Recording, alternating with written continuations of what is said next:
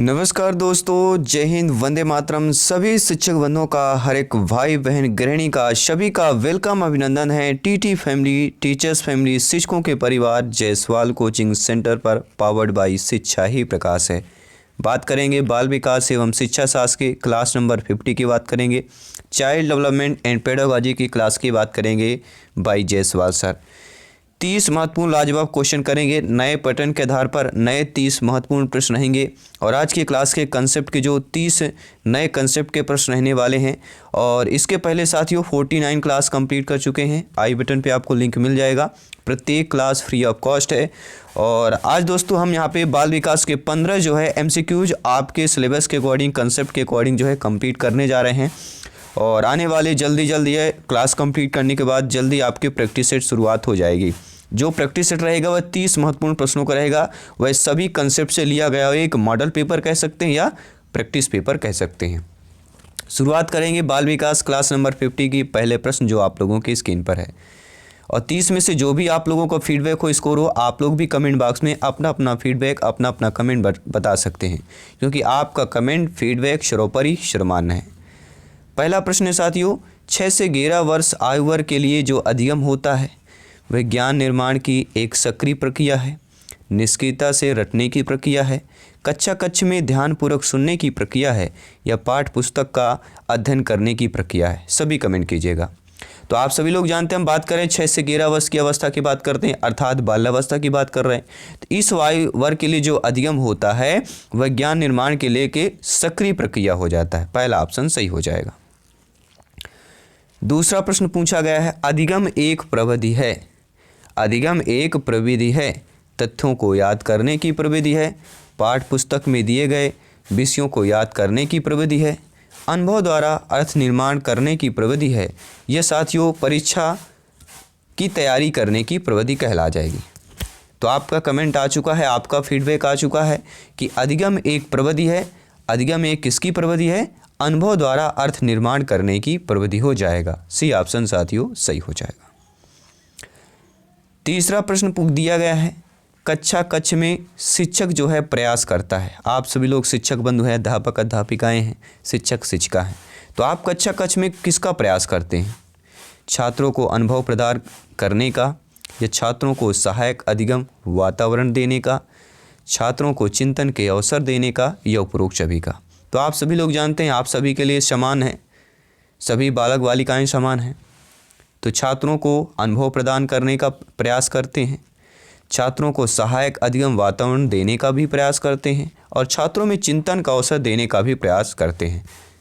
तो यहाँ पे आप लोगों का डी ऑप्शन उपरोक्त सभी सही हो जाएगा।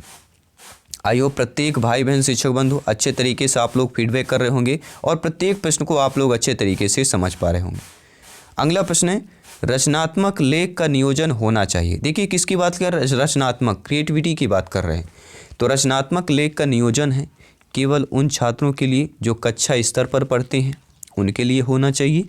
ये केवल उन छात्रों के लिए जो लंबे वाक्यों को लिख सकते हैं, या केवल उन छात्रों के लिए जो समाचार पत्र लिखने चाहते हैं, या सभी छात्रों की बात कर रहे हैं? तो आप सभी लोग जानते हैं रचनात्मक लेख जो है केवल उन छात्रों की नहीं जो कक्षा स्तर पर पढ़ाते हैं, जो लंबे वाक्य को लिख सकते हैं, जो समाचार पत्र को लिखना चाहते हैं, इन सभी छात्रों के लिए जो है नियोजन, एक रचनात्मक लेख का नियोजन होना चाहिए। इसलिए आप लोगों का डी ऑप्शन सही हो जाएगा। पांचवा प्रश्न दिया गया है, सीखने का वह मॉडल जो बच्चों की सृजनात्मकता को उत्प्रेरित करता हो। बैंकिंग मॉडल, बैंकिंग क्या हो जाएगा? बैंकिंग की बात कर रहे हैं, जिससे हम पैसा निकालते हैं। किसकी बात कर रहे हैं? बैंकिंग, BANKING, बैंकिंग की बात कर रहे हैं। बैंकिंग मॉडल, रचनावादी मॉडल, प्रोग्रामिंग मॉडल या उपरोक्त में से कोई नहीं। प्रत्येक भाई बहन शिक्षक बंधु गृहिणी का कमेंट आना चाहिए, फीडबैक आना चाहिए, जिनका सपना है गवर्नमेंट टीचर बनना, अध्यापक अध्यापिका बनना।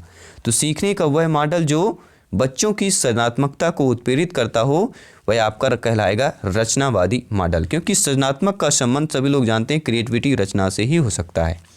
तो सृजनात्मकता को उत्प्रेरित करता है वह सीखने का वह मॉडल आपका रचनावादी मॉडल हो जाएगा। छठवां प्रश्न आप लोगों की स्क्रीन पर है कि निम्न में से कौन सा वाद बच्चों को अपना ज्ञान स्वयं करने का अवसर प्रदान करता है। जी हाँ साथियों, ऐसा वाद बताइए जो बच्चों को अपना ज्ञान जो है स्वयं निर्माण करने के लिए करने का अवसर प्रदान करता है। व्यवहारवाद, संज्ञानवाद, रचनावाद, ज्ञानवाद, तो सभी लोग जानते हैं ऐसा वाद जो बच्चों को अपना स्वयं निर्माण करने का अवसर प्रदान करता है, क्या ज्ञान स्वयं निर्माण करने का अवसर प्रदान करता है, वह है रचनावाद। सी ऑप्शन सही हो जाएगा। अगला प्रश्न है, सार्थक अधिगम क्या हो सकता है? वयस्कों और अधिक सक्षम साथियों का अनुकरण, उद्दीपक तथा उत्तर के बीच युग्मन तथा साहचर्य की बात कर रहे हैं, दी गई सूचना का निष्क्रिय ग्रहण की बात कर रहे हैं, या निजी अनुभवों से ज्ञान की संरचनाओं का सक्रिय निर्माण की बात कर रहे हैं। एक सार्थक अधिगम, कहते हैं ना आपका सार्थक जो मेहनत है सफल हो गया। जब आपकी नियुक्ति होती है तो कहते हैं ना घर वाले आसपास के कि आपकी सार्थक पढ़ाई आप पर रंग लाई। यानी सार्थक अधिगम क्या होगा? जो आपके लिए सही हो। तो सार्थक अधिगम वह होगा जो निजी अनुभवों से ज्ञान की संरचनाओं में सक्रिय निर्माण की बात कर रहे हैं। डी ऑप्शन सही हो जाएगा। अगला प्रश्न है, एक शिक्षिका जो है अपने विद्यार्थियों की सदैव इस रूप से सहायता करती है कि वे एक विषय क्षेत्र से प्राप्त ज्ञान को दूसरे विषय क्षेत्रों के ज्ञान के साथ जोड़ सके। इससे बढ़ावा मिलता है, पुनर्वलन को बढ़ावा मिलता है, ज्ञान के सह संबंध एवं अंतरण को बढ़ावा मिलता है, व्यक्तित्व विभिन्नताओं को बढ़ावा मिलता है, या शिक्षार्थी की स्वायत्तता को बढ़ावा मिलता है। तो आप सभी लोग जानते हैं कि एक शिक्षिका जो है, एक अध्यापिका जो है अपने विद्यार्थियों की सदैव इस रूप से सहायता करती है कि वे एक विषय क्षेत्र से प्राप्त ज्ञान को दूसरे विषय क्षेत्र के ज्ञान के साथ जोड़ सके। इससे क्या कहा जाएगा? ज्ञान के सहसंबंध एवं अंतरण। क्योंकि एक विषय से दूसरे में कर रहा है, मतलब सहसंबंध हो रहा है, बॉन्डिंग की बात कर रहे हैं। बी ऑप्शन की बात करेंगे। अगला प्रश्न है, वर्तमान समय में शिक्षा का सबसे उपयुक्त उपागम कौन सा है? व्यवहारवादी उपागम, सृजनवादी उपागम, संरचनावादी उपागम, या आपका मानवतावादी उपागम की बात कर रहे हैं। तो वर्तमान समय की बात करेंगे। प्रेजेंट टाइम में जो है शिक्षा का सबसे उपयुक्त जो उपागम है वह सृजनवादी उपागम हो जाएगा। ये सारे प्रश्न आपके नए पैटर्न पर है, क्योंकि इसी टाइप के अब एग्जाम में प्रश्न पूछे जाते हैं। ठीक है, बहुत ही अब ये प्रश्न बहुत ही कम पूछे जाते हैं। कोहलवर्ग का ये कहना है, जीन पियाजे जी का ये कहना है, थांडाइक का ये है। इनसे चारों से रिलेटेड 2 ही प्रश्न आएंगे, बता देता हूँ। 4-5 मनोवैज्ञानिक हैं, इनसे रिलेटेड 1-2 ही प्रश्न आते हैं, ज़्यादा प्रश्न नहीं आते हैं, जो ऑलरेडी हम उस क्लास को कंप्लीट कर चुके हैं। और आपको पार्ट वाइज भी मिल जाएगा, चाहे हम थांडाइक की बात करें, चाहे हम कोहलवर्ग की बात करें, इनको हम ठीक है इनसे बेसिक और इनसे पार्ट वाइज भी क्लासेज या वीडियोज आपको मिल जाएंगे। इसीलिए कहते हैं चैनल को विजिट करते रहिए और तैयारी जारी रखिए, क्योंकि सिलेक्शन सर्वोपरि है। साथियों, 10वां प्रश्न है, संरचनावादी उपागम बताता है कि ज्ञान की संरचना के लिए अत्यंत आवश्यक है, अनुबंधन अत्यंत आवश्यक है, दंड अत्यंत आवश्यक है, यह तुरंत याद करना, या विद्यार्थी का पूर्व ज्ञान। तो आप सभी लोग जानते हैं संरचनावादी उपागम यह बताता है कि ज्ञान की संरचना के लिए अत्यंत आवश्यक है विद्यार्थी का पूर्व ज्ञान। डी ऑप्शन साथियों सही हो जाएगा। कोई भी डाउट हो कमेंट करें, फीडबैक करें। आपका कमेंट सर्वोपरि है, फीडबैक सर्वमान्य है।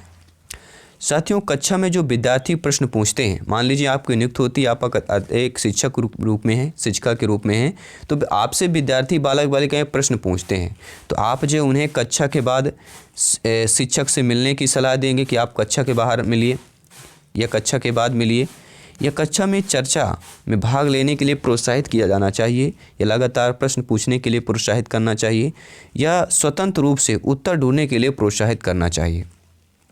तो एक शिक्षक के रूप में अगर कक्षा में जो विद्यार्थी प्रश्न पूछता है तो उन्हें लगातार प्रश्न पूछने के लिए प्रोत्साहित करना चाहिए, क्योंकि बच्चा जब प्रश्न पूछेगा मतलब बच्चा सृजनात्मकता की बात करेंगे। ठीक है, किस प्रकार का बच्चा हो सकता है? सृजनात्मक बच्चा होगा, सृजनवादी बच्चा होगा। सी ऑप्शन सही हो जाएगा। अगला प्रश्न है, किसको जो है अनुप्रेरित शिक्षण के एक संकेत के रूप में विवेचित किया जा सकता है? हम बात कर रहे हैं, खाली स्थान दिया गया है, किसको जो है अनुप्रेरित शिक्षण के एक संकेत के रूप में विवेचित किया जाता है? कक्षा में अधिगम उपस्थिति का, शिक्षक द्वारा दिया गया उपचारात्मक कार्य, विद्यार्थियों द्वारा प्रश्न पूछना, या कक्षा में पूर्ण नीरसता की बात कर रहे हैं। तो किसको अनुप्रेरित शिक्षण के एक संकेत के रूप में विवेचित किया जा सकता है? वह साथियों विद्यार्थियों द्वारा प्रश्न पूछना। सी ऑप्शन आप लोगों का सही हो जाएगा। अगला है विद्यार्थियों में श्रम की स्फूर्ति का विकास करने के लिए शिक्षक अपने ही श्रम में प्रवृत्ति दिखाएगा। शिक्षक श्रम के महत्व पर व्याख्यान करेगा। यह समय समय पर विद्यार्थियों को श्रम करने का अवसर देना पड़ेगा। या विद्यार्थियों को श्रम करने वाले लोगों का उदाहरण देना पड़ेगा। तो आप सभी लोग जानते हैं विद्यार्थियों में श्रम की उस स्फूर्ति का विकास करना है तो उसके लिए समय समय पर विद्यार्थियों को श्रम करने का अवसर एक अपने आप में बहुत ही पॉजिटिव पेडागॉजी में माना जाता है। बच्चे को अवसर प्रदान करना मान लीजिए उस ऑप्शन को आंसर सही करने के बराबर हो जाता है, यानी कन्फर्म आंसर हो जाता है हमारा। अगला प्रश्न, एक सिद्धांत के रूप में जो है निर्मितवाद बताना है आपको। एक सिद्धांत के रूप में निर्मितवाद की बात कर रहे हैं। अनुकरण की भूमिका पर केंद्रित करता है। अधिगमकर्ता की स्वयं के शब्दों का निर्माण करने की भूमिका पर जोर देता है। सूचनाओं को रटने प्रत्यय स्मरण द्वारा प्रशिक्षण पर जोर देता है। यह शिक्षक की प्रधान भूमिका पर जोर देता है। तो आप सभी लोग जानते हैं एक सिद्धांत के रूप में जो निर्मितवाद है वह अधिगमकर्ता के स्वयं के शब्दों का निर्माण करने की भूमिका पर जोर देता है। जो अधिगमकर्ता होता है वह स्वयं के शब्दों का निर्माण करने की भूमिका पर जोर देता कौन? निर्मितवाद का सिद्धांत। अगला प्रश्न दिया गया है 15वां प्रश्न है, सिद्धांत के रूप में रचनावाद बल देता है। किसके रूप में बात कर रहे हैं? सिद्धांत के रूप की बात कर रहे हैं। तो सिद्धांत के रूप में जो है रचनावाद है वह किस पर बल देता है? सूचनाओं को याद करने, पुनः स्मरण द्वारा जांच करने पर, शिक्षक को प्रभुत्वशाली भूमिका पर देने की बात कर रहे हैं, या अनुकरण की भूमिका पर केंद्रित की बात कर रहे हैं, या दुनिया के बारे में अपना दृष्टिकोण निर्मित करने में शिक्षार्थी की भूमिका पर बल देता है। तो आप सभी लोग जानते हैं सिद्धांत के रूप में जो रचनावाद बल देता है वह दुनिया के बारे में अपना दृष्टिकोण निर्मित करने में शिक्षार्थी की भूमिका पर बल देता है। डी ऑप्शन साथियों सही हो जाएगा। अगला प्रश्न दिया गया है, बहुत ही बेहतरीन प्रश्न है। 15 प्रश्न कंप्लीट कर चुके हैं, 15 प्रश्न और करेंगे। टोटल यहाँ पे 30 क्वेश्चंस करने जा रहे हैं। जो आपके एग्जाम में 30 महत्वपूर्ण प्रश्न आते हैं और 28 नंबर पक्का करना है, तो प्रत्येक क्लास के सेशन का प्रत्येक क्वेश्चन इंपॉर्टेंट है। साथियों अगला प्रश्न है, एक शिक्षिका पाठ्यपुस्तक और फल सब्जियों के कुछ चित्रों का प्रयोग करती है और अपने विद्यार्थियों से चर्चा करती है कि विद्यार्थी इस जानकारी को अपने पूर्व ज्ञान से जोड़ते हैं और पोषण की संकल्पना को सीखते हैं, तो यह उपागम आधारित होगा। आपके ज्ञान के निर्माण में, अधिगम के शास्त्रीय अनुबंधन में, पुनर्वलन के सिद्धांत में, या अधिगम के सक्रिय अनुबंधन के सिद्धांत की बात कर रहे हैं। तो एक शिक्षिका पाठ्यपुस्तक और फल सब्जियों के कुछ चित्रों का प्रयोग कर रही है और अपने विद्यार्थियों से चर्चा करती है, तो विद्यार्थी इस जानकारी को अपने पूर्व ज्ञान से जोड़ते हैं और पोषण की संकल्पना को सीखते हैं, तो यह उपागम ज्ञान के निर्माण पर आधारित हो जाएगा। पहला ऑप्शन सही हो जाएगा। आइए देख लेते हैं अगला प्रश्न, 17वां प्रश्न जो आप लोगों के स्क्रीन पर है। निम्नलिखित में से कौन सा कथन जो है रचनावादी कक्षा के संबंध में सत्य दिया गया है? कि कक्षा का वातावरण बौद्धिक, भावात्मक, भौतिक रूप से सुरक्षित होना चाहिए, अधिगम प्रक्रिया में संरचना का अभाव होता है, या रचनावादी कक्षा में छात्र के बीच बातचीत में कोई भूमिका नहीं होनी चाहिए, या निर्देश की विधि एक रचनावादी कक्षा में पूर्णतः शिक्षाप्रद है। तो ऐसा कथन जो रचनावादी कक्षा में हमारा के संबंध में दिया गया है, सत्य दिया गया है, वह कक्षा का वातावरण बौद्धिक, भावात्मक, भौतिक रूप से सुरक्षित होना चाहिए। पहला ऑप्शन सही हो जाएगा। अगला प्रश्न दिया गया है कि निम्नलिखित में से पारस्परिक सहयोग इसमें अधिक पाया जाता है? आपके समूह में पाया जाता है, टीम में पाया जाता है, समाज में पाया जाता है, या कक्षा गृह में पाया जाता है? तो आप सभी लोग जानते हैं, आप ज्ञानी सर्वज्ञ व्याख्याता लोग हैं और आप सभी भावी अध्यापक अध्यापिकाओं को, शिक्षक बंधु को जायसवाल सर आप सभी को नमन करते हैं। सभी शिक्षक बंधुओं को, सभी शिक्षक अध्यापक अध्यापिकाओं की बात कर रहे हैं। साथियों निम्नलिखित में से पारस्परिक सहयोग इसमें अधिक पाया जाता है? तो आप सभी लोग जानते हैं जो आपकी टीम होती है, टीम की बात कर रहे हैं, तो टीम में जो है पारस्परिक सहयोग अधिक पाया जाता है। बी ऑप्शन सही हो जाएगा। और ये बता देता हूँ, ये MPTET जो 2019 में आपका पेपर हुआ था, MPTET 2019 में जो पेपर हुआ था उसमें यह पूछा गया प्रश्न है, ध्यान दीजिएगा। अगला प्रश्न आप लोगों की स्क्रीन पर है कि निम्नलिखित में से कौन सा विचार मूर्त रूप से लेता है जब अनुभव के माध्यम से व्यक्ति सीखता है। सर्वव्यापकता की बात कर रहे हैं, प्रकृति की बात कर रहे हैं, पोषण की बात कर रहे हैं या नियतिवाद की बात कर रहे हैं। तो ऐसा विचार जो मूर्त रूप से लेता है जब अनुभव के माध्यम से व्यक्ति सीखता है तो वह हो जाएगा पोषण। किसकी बात कर रहे हैं, ध्यान दीजिएगा, हम पोषण की बात कर रहे हैं। सभी प्यार में ध्यानपूर्वक समझेंगे और फीडबैक करेंगे। तो ऐसा विचार जो मूर्त रूप से लेता है जब अनुभव के माध्यम से व्यक्ति सीखता है वह हो जाएगा पोषण। 20वां प्रश्न है साथियों स्क्रीन पर है कि रचनावाद मानता है कि सभी ज्ञान निम्न हैं। यानी रचनावादी मानता है कि सभी ज्ञान शिक्षार्थी के पूर्ववर्ती ज्ञान से निर्मित है, शिक्षार्थी द्वारा केवल निर्मित है, या शिक्षक द्वारा विद्यार्थी को प्रेषित है, या व्यक्तिगत अनुभव के माध्यम से केवल प्राप्त किया है। तो रचनावादी जो मानता है कि सभी ज्ञान जो है शिक्षार्थी के पूर्ववर्ती ज्ञान से निर्मित होता है। पहला ऑप्शन सही हो जाएगा। अगला प्रश्न है सामान्यतः छात्रों में पठन पाठन के लिए विशिष्टताएं होती हैं। यानी सामान्यतः अगर छात्रों में देखा जाए, बालक बालिकाओं में देखा जाए कि पाठन पाठन के लिए जो विशिष्टताएं होती हैं वह अधिगम में क्रियाशीलता की होती हैं, छात्रों में सीखने की योग्यता की होती हैं, ये स्वयं क्रिया करके नवीन अनुभव द्वारा ज्ञान निर्माण के लिए होती हैं। देखिए सी ऑप्शन तो सही हो जाए क्योंकि स्वयं क्रिया करके नवीन अनुभव द्वारा ज्ञान निर्माण की बात कर रहे हैं। छात्रों में सीखने की योग्यता ये भी आपके पठन पाठन के लिए विशिष्टताएं होनी चाहिए या होती भी हैं, और अधिगम में क्रियाशीलता की भी बात कर रहे हैं, अर्थात उपरोक्त सभी डी ऑप्शन सही हो जाएगा। अगला प्रश्न साथियों, अधिगम के प्रति दृष्टिकोण को सबसे अच्छी चीज़ के रूप में परिभाषित किया जा सकता है। केवल शिक्षार्थियों द्वारा ही संशोधित किया जा सकता है, आयु के साथ संशोधित किया जा सकता है, सकारात्मक अधिगम बनवाकर संशोधित किया जा सकता है, या संशोधित नहीं किया जा सकता है।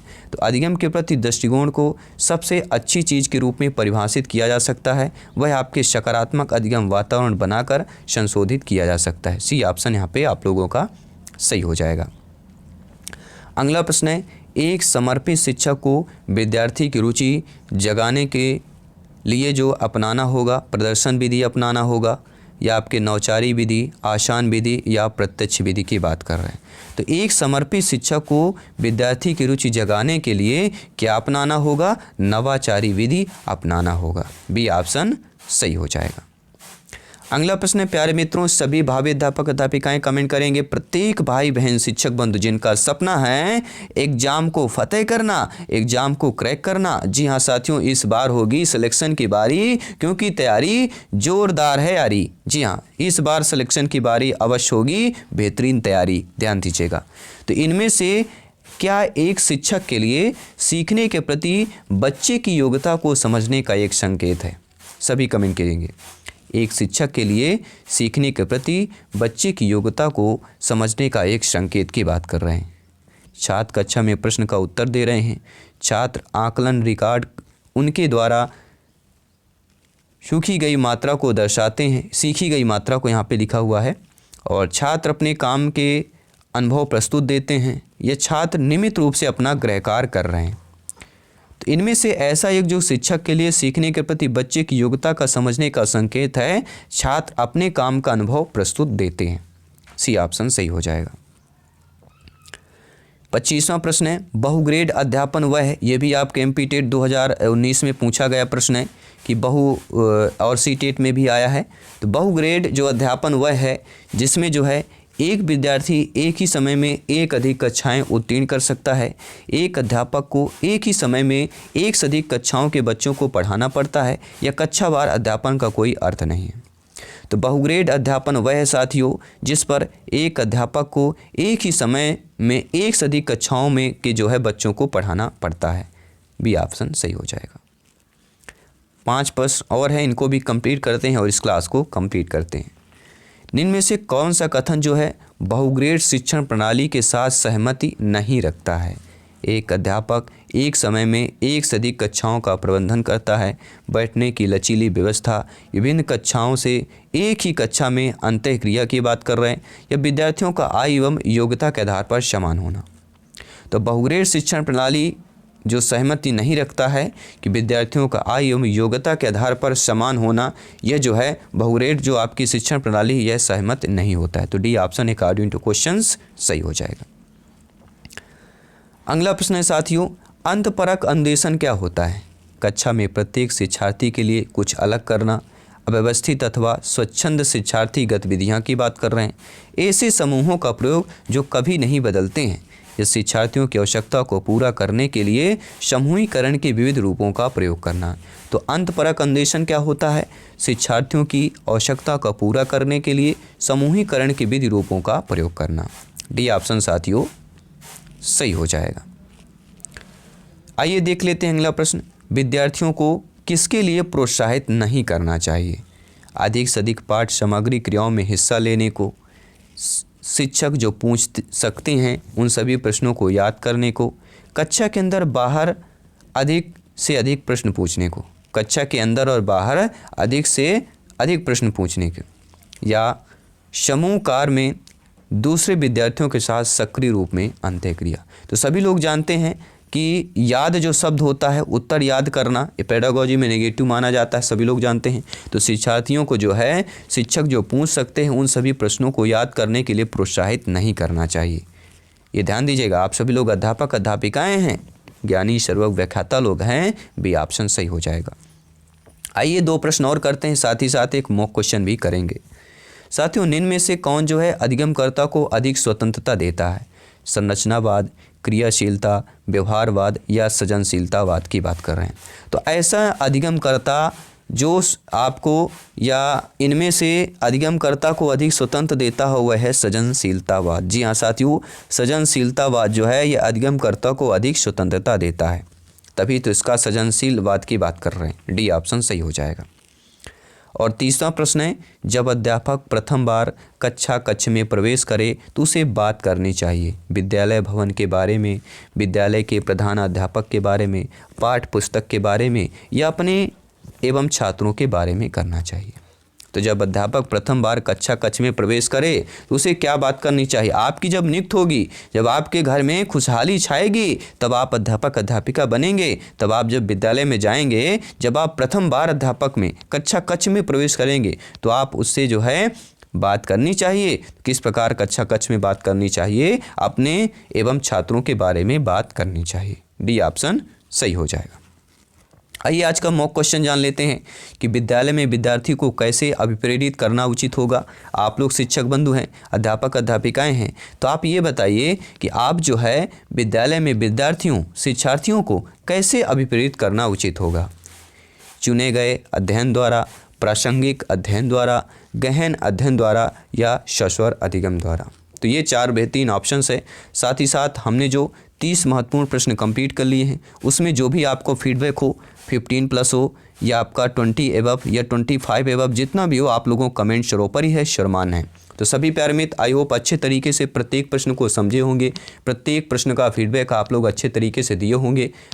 चलिए दोस्तों, जल्दी मिलते हैं नेक्स्ट क्लास पर। बाकी सभी क्लासेस चल रही हैं, सारे प्रैक्टिस सेट आपके चल रहे हैं, सारे सब्जेक्ट के चल रहे हैं, क्योंकि यहाँ पर सिलेक्शन शुरू पर ही है। और एग्जाम फतेह की इस बार की जो ये रथ है, इस रथ को रुकना तभी है जब सारे सिलेक्शन हमें मिलने वाले हैं और आउट ऑफ 150 में से 125 का स्कोर लाने वाले हैं। जी हाँ, अवश्य लाने वाले हैं। एक ही क्लास नहीं मिस करना है, एक भी टाइम बेवजह का हमें मिस नहीं करना है। ये सारा टाइम हमें फोकस करना है, अपने सिलेक्शन की फोकस करना है, एग्जाम फतेह की तैयारी करना है। तो चलिए दोस्तों, मैं आपके साथ जयसवाल सर, जल्दी मिलते हैं नेक्स्ट क्लास पर।